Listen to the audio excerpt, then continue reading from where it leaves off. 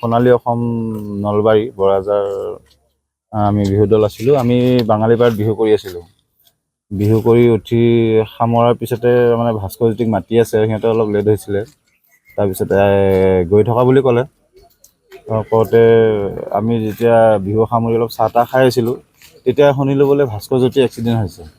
তো তাতে আমি গোটেইবিলাক দৌৰি আহিলোঁ ইয়ালৈকে।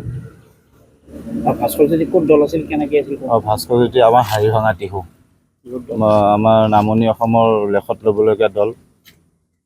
মানে অনাকাংক্ষিত এটা ঘটনা। তেখেতসকলে টিহুৰ পৰা আমি য'ত বিহু কৰিছিলোঁ বাঙালীপাৰা, তাত তাৰমানে বিহু কৰিব আহি আছিলে। নিশামণি হালৈ নামৰ আমাৰ যিজনী আমাৰ নাওকাটা নিজাগৰ ছোৱালী, আমাৰ তাই ঢুকাইছে। এতিয়া আৰু এজনী অলপ চিৰিয়াছ হৈ আছিলে, তাইক মেডিকেলত পঠিয়াইছে। মোটামুটি 4জনীমান হ'ব।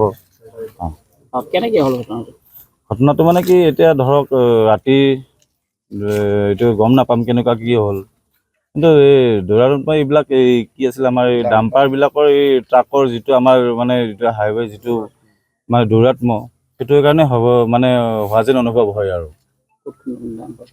ডাম্পাৰ সেই সন্মুখত মাৰিছে, এই ড্ৰাইভাৰ চাইডে মাৰিছে। ডাম্পাৰ নহয়, এইখন কি আছিলে ট্ৰেইলৰ। মোটামুটি 11জন 10-15জন এইখিনি ভিতৰতে হ'ব গোটেইখিনি। বিহুৱতী মোটামুটি ধৰক দল এটাত থাকে 25-30 তেনেকুৱা ধৰণৰ।